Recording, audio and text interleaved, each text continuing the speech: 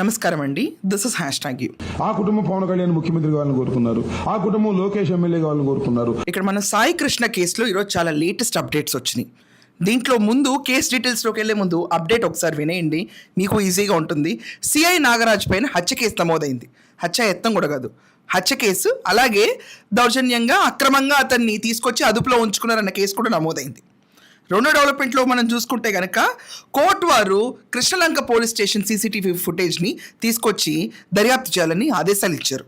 ఇది చాలా ఇంపార్టెంట్గా మారింది. మూడో విషయానికి వెళ్తే చంద్రబాబు నాయుడు గారు ఈ సాయి కృష్ణ అక్రమంగా నిర్బంధించిన పోలీస్ స్టేషన్ వ్యవహారం పైన ఈరోజు సిఐ నాగరాజ్ పైన వస్తున్న ఈరోజు నమోదైన కేసు పైన ఈయన తూర్పుగోదావరి జిల్లా ఎస్పీ నరసింహాచారి గారిని ఆల్రెడీ దానికి ఆదేశించారు. ఆయన్ని ఇన్వెస్టిగేషన్లో ముందడుగు వేయమన్నారు. నిన్న ఆయన గురువారం రోజు కృష్ణలంక పోలీస్ స్టేషన్కి వెళ్ళి రికార్డ్స్ అన్ని కూడా వెరిఫై చేశారు. సీసీటీవీ ఫుటేజ్ కూడా భద్రపరిచారు. అసలు కథ నేపథ్యంలోకి వెళ్తే సిఐ నాగరాజు గారు ఒక రకంగా క్రిమినల్స్, రౌడీ షీటర్లకి ఎదురుదిరిగే వ్యక్తి, గట్టిగా తాట ఒలిచే వ్యక్తి. ఆయన మనస్తత్వం అదే అని చెప్పి ఇక్కడ ఎస్టాబ్లిష్ అవుతుంది. మొత్తం మనం ఆయన సినారియోలో చూస్తుంటే కృష్ణలంకలో ఉన్న రౌడీ షీటర్లందరికీ ఒక పెను భయం నాగరాజ్ అంటే.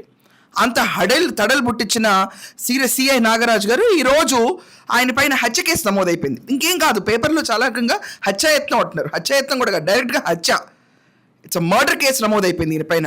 సో మర్డర్ కేసు నమోదవటం అనేది అసలు నిజంగా ఇది ఒక షాకింగ్ పరిణామం. కానీ ఇక్కడ మనం చూసుకుంటే క్లియర్గా అసలు ఈ సాయి కృష్ణ అనేవాడు ఎంత దుర్మార్గుడు అన్న విషయం కూడా ఎస్టాబ్లిష్ చేయాలి.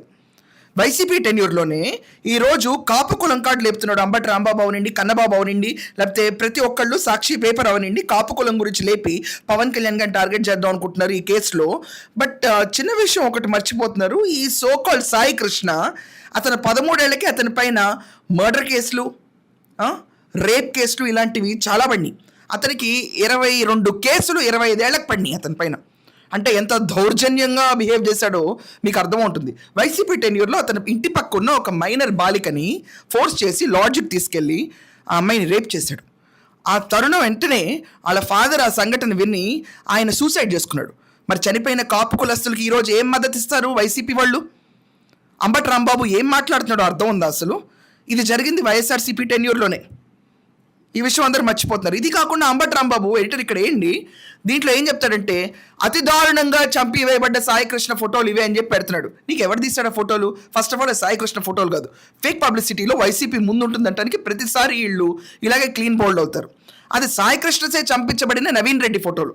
ఈ నవీన్ రెడ్డి అతను చిల్లకల్లులో ఈ సాయి కృష్ణ బర్త్డే పార్టీకి అటెండ్ అవుతున్నప్పుడు, అంటే వాళ్ళకి జైల్లో పరిచయాలు లేకపోతే బయట ఎక్కడో పరిచయాలు ఉంటాయి కదండి, వచ్చినప్పుడు వాగ్వాదం ఏదో ఒక విషయం మీద వచ్చి ఆ వాగ్వాదం వచ్చినప్పుడు అతను కత్తి తీసుకుని ఇక్కడ పొడిచేశాడు. బియర్ బాటిల్ పగలగొట్టి మెడపైన గొంతు దగ్గర పొడిచి చంపేశాడు. చంపేసి ఆ వీడియోని కూడా రికార్డ్ చేశాడండి సాయి కృష్ణ. చూసారా నేను ఎంత గొప్ప వాడినో, నేను ఎంత రౌడీనో, కరడగట్టిన వాడినో నేను అని చెప్పి ఆ సైకాలజీ మీకు అర్థమై ఉండాలి అబ్బాయిది పాటికి.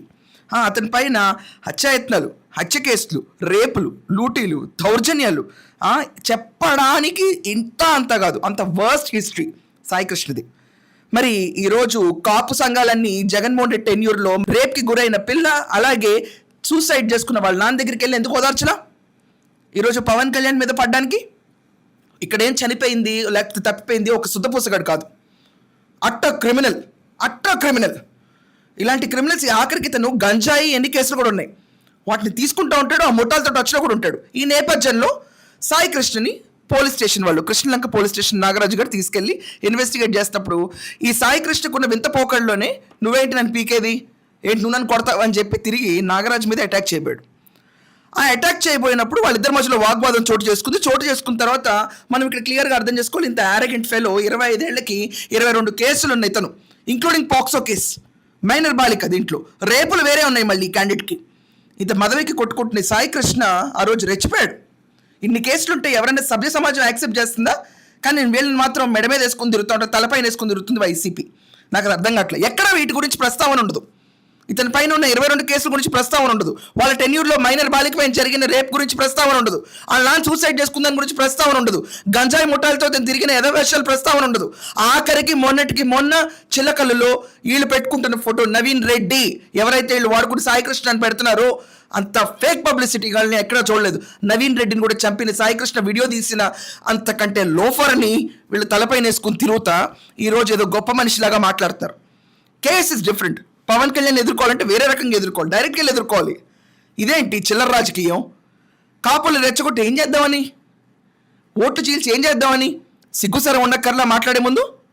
సో ఈరోజు కాపులు రెచ్చగొడదామని ట్రై చేశారు. బట్ యాక్చువల్లీ సాయికృష్ణ ఏంటంటే అతన్ని కొట్టినట్టే ఉన్నారు డెఫినెట్గా పోలీస్ స్టేషన్లో.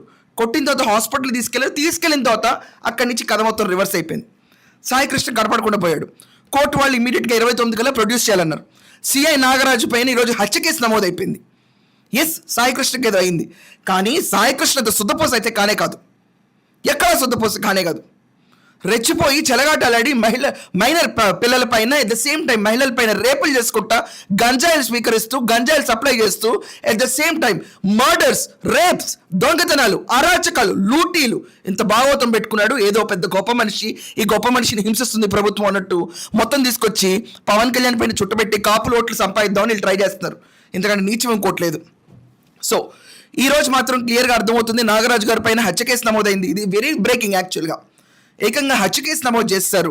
అది కాకుండా ఆయన అక్రమంగా బంధించి సో కాల్డ్ సాయికృష్ణని పోలీస్ స్టేషన్లో టార్చర్ కేసు ఒకటి, అండ్ సీసీటీవీ ఫుటేజ్ అన్నీ కూడా మనం చూసుకుంటే తూర్పుగోదావరి ఎస్పీ నరసింహాచారి గారు మొత్తం డాక్యుమెంట్ సీసీటీవీ ఫుటేజ్ అంతా ఆల్రెడీ నిన్నే కలెక్ట్ చేశారు. ఇది కాకుండా మనం చూసుకుంటే కోర్టు వారికి సీసీటీవీ ఫుటేజ్ కూడా అప్పగిస్తున్నారు. ఇంటెలిజెన్స్ చీఫ్ నడ్డా గారు ఏపీ, ఆయన కూడా మొత్తం ప్రొక్యూర్ చేపిస్తున్నారు డాక్యుమెంట్స్. ఈ కేసు మాత్రం చాలా స్పెషల్గా వెళ్ళేటట్టుంది, ట్విస్ట్కి వెళ్ళేటట్టుంది. కానీ ఈ కేసుని అడ్డంగా వాడుకుని రాజకీయం చేద్దాం అనుకుంటున్న వైసీపీకి మాత్రం సమాధానం చెప్పి తీరాలి. ఎవరు ఫోటోలు పెడుతున్నారో తెలియకుండా, విజ్ఞత లేకుండా ఆ ఫోటోలు పెట్టి చెలరేగిపోవడం, రెండోది వాళ్ళ టెన్యూర్లోనే ఓదార్చడం అనేది సిగ్గుసరం లేకుండా ఆ రోజే మైనర్ బాలిక పైన రేప్ చేసిన దుర్మార్గుడు కుటుంబాన్ని ఓదార్చకుండా నిక్క నిలువలు తిరుగుతా ఈ రోజు వాళ్ళ అమ్మని ఓదార్స్తున్న వీళ్ళని సమర్థిస్తారా? వాళ్ళ అమ్మగారికి తెలియదా ఇతను ఇంటి పక్కన ఉన్న బాలిక పైనే అటెంప్ట్ టు రేప్ దౌర్జన్యం చేశాడని? వాళ్ళ నాన్న చనిపోయాడని తెలీదా? ఇదే నా కాపు కులానికి ఇచ్చే మర్యాద వైసీపీ? మీ ఒపీనియన్స్ ఏంటో ఖచ్చితంగా రాయండి. That's all for now. Thank you.